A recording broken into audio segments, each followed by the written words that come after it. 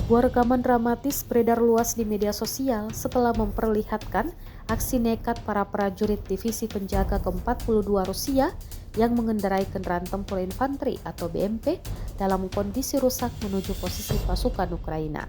Dalam video yang diunggah di Telegram, Senin 21 Juli 2025, tampak para prajurit tetap melaju ke arah garis depan meskipun kendaraan tempur mereka mengalami kerusakan. Mereka dilaporkan tetap menembakkan senjata dari dalam BMP saat mendekati posisi musuh. Setelah melakukan penyergapan, kendaraan tersebut terlihat kembali dalam kondisi terbakar sebagian. Belum diketahui pasti bagaimana kondisi para prajurit setelah misi tersebut dan pihak Rusia belum memberikan keterangan resmi terkait kejadian itu.